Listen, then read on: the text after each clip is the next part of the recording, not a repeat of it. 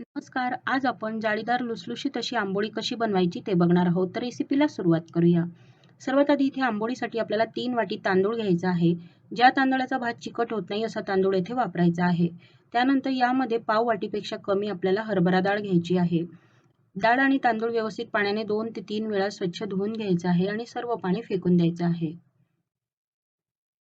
इथे तांदूळ व्यवस्थित धुवून झाल्यानंतर यामध्ये आता आपल्याला पाणी घालायचं आणि 5 तासांसाठी भिजत ठेवायचं आहे. दुसऱ्या भांड्यामध्ये 1 वाटी साल नसलेली उडीद डाळ घ्यायची आहे. त्यामध्ये आपल्याला पाव चमचा मेथी घालायची आहे आणि डाळीला सुद्धा आपल्याला 2 वेळा पाण्याने स्वच्छ धुवून घ्यायचं आहे. फक्त उडीद डाळ धुताना खूप चोळून धुवायची नाही. अगदी हलक्या हाताने धुवून घ्यायची आणि पाणी फेकून द्यायचं आहे. डाळ धुवून झाल्यानंतर यामध्ये आपल्याला पिण्याचं पाणी भिजत घालण्यासाठी वापरायचं आहे. म्हणजे ते आपल्याला डाळ तांदूळ मिक्सरला दळताना यूज करता येतं. आता डाळ तांदूळ आपल्याला 5 तासांसाठी भिजत ठेवायचं आहे.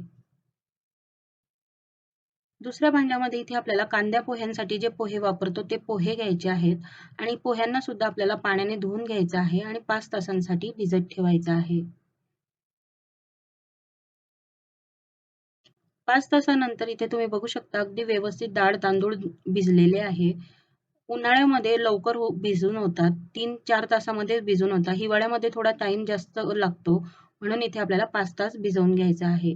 त्यानंतर उडीद डाळीवरचं जे पाणी आहे ते आपल्याला एका पेल्यामध्ये काढून घ्यायचं आहे आणि तांदूळामधलं जे पाणी आहे ते फेकून द्यायचं आहे.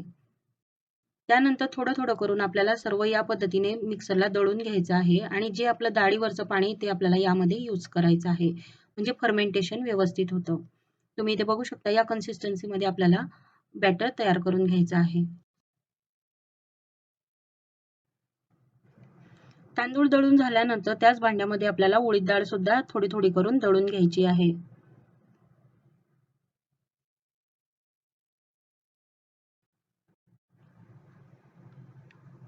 तुम्ही इथे बघू शकता या पद्धतीची बारीकसर अशी डाळ आपल्याला दळून घ्यायची आहे. त्यानंतर डाळीमध्येच आपल्याला भिजलेले पोहे घालायचे आहे आणि हे सुद्धा बारीकसर असे दळून घ्यायचे आहे.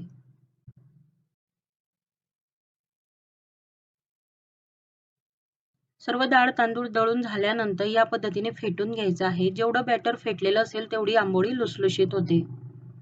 बॅटर जर थोडंसं घट्टसर वाटत असेल तर तुम्ही यामध्ये थोडंसं पाणी घालू शकता. बॅटर फेटून झाल्यानंतर हे झाकण लावून आपल्याला उबदार जागी रात्रभरासाठी ठेवायचं आहे.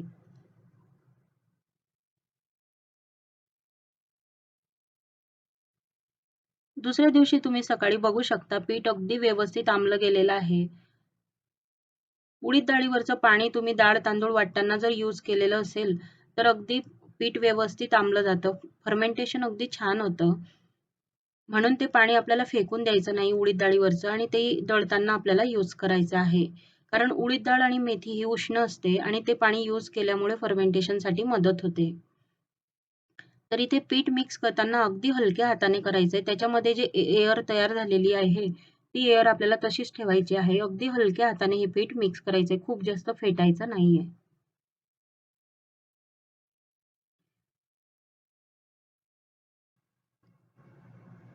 पीठ मिक्स करून झाल्यानंतर आता आपल्याला जेवढं पीठ आपण आंबोळीसाठी लागणार आहे, ते एका भांड्यामध्ये काढून घ्यायचं आहे आणि राहिलेलं पीठ आपल्याला फ्रिजमध्ये ठेवायचं आहे.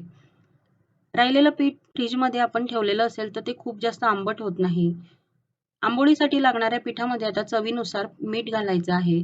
सर्वच पिठामध्ये मीठ घालून ठेवायचं नाही. मीठ टाकल्यानंतर अगदी हलक्या हाताने मिक्स करायचं आहे. आंबोळीसाठी पीठ हे थोडं घट्टसर असतं, त्यामुळे यामध्ये मी पाणी घालणार नाहीये. या कन्सिस्टन्सीमध्येच आपल्याला पीठ ठेवायचं आहे. मीठ टाकल्यानंतर 5 ते 10 मिनिटांसाठी हे पीठ बाजूला ठेवायचं आहे. तोपर्यंत आपण चटणी तयार करून घेणार आहे. तर चटणीसाठी इथे आपल्याला 1 वाटी ओलं खोबरं घ्यायचं आहे. त्यानंतर 2 ते 3 चमचे डाळवं किंवा मग फुटाणे घ्यायचे आहेत, काळे फुटाणे. चटणीसाठी ते 4 ते 5 मिरच्या भाजून घेतलेल्या आहे. भाजलेल्या मिरच्या चटणीमध्ये घातलेले असेल तर चटणीला चव छान येते.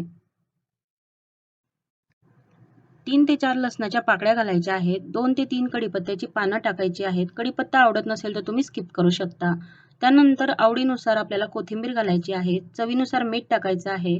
थोडं पाणी घालायचं आणि बारीकसर अशी चटणी दळून घ्यायची आहे. इथे तुम्ही बघू शकता या पद्धतीची चटणी तयार करून घ्यायची आहे.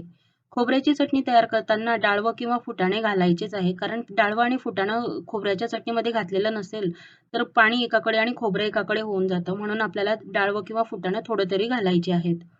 चटणी तयार झालेली आहे. त्यानंतर तेल गरम झाल्यानंतर आपल्याला तेलामध्ये पाव चमचा मोहरी, पाव चमचा जिरं, थोडंसं मीठ घालायचं, 2 ते 3 कढीपत्त्याची पानं घालायची आणि हा तडका आपल्याला चटणीमध्ये मिक्स करून घ्यायचा आहे. तडका जर तुम्हाला आवडत नसेल तर तुम्ही प्लेन चटणी सुद्धा ठेवू शकता.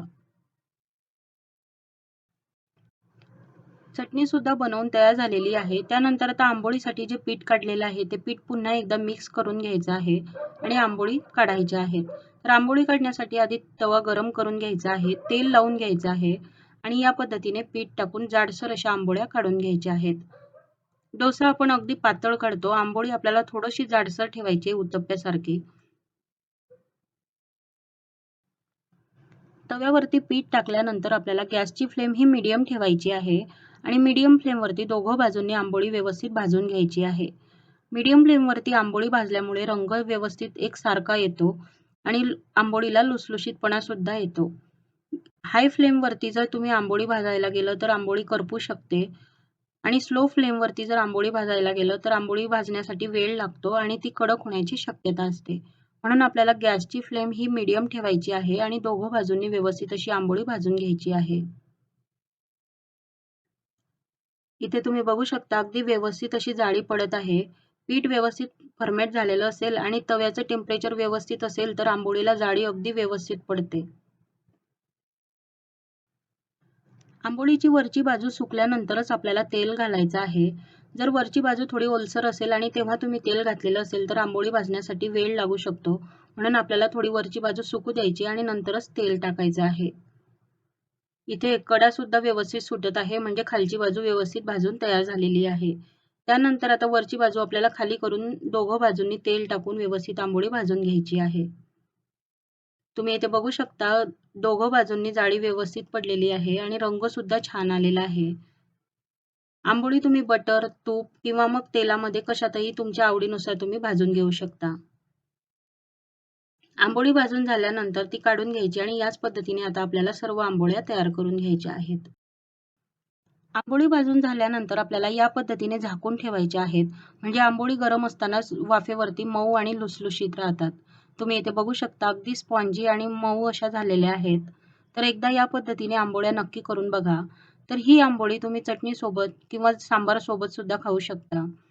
चवीला खूप छान लागतात. एकदा नक्की करून बघा. तर आजची रेसिपी तुम्हाला कशी वाटली नक्की सांगा. आवडली असेल तर लाईक करा, शेअर करा आणि अशाच रेसिपी बघण्यासाठी चॅनलला सबस्क्राईब करा. लवकरच भेटूया अशाच नवीन रेसिपीसोबत. धन्यवाद.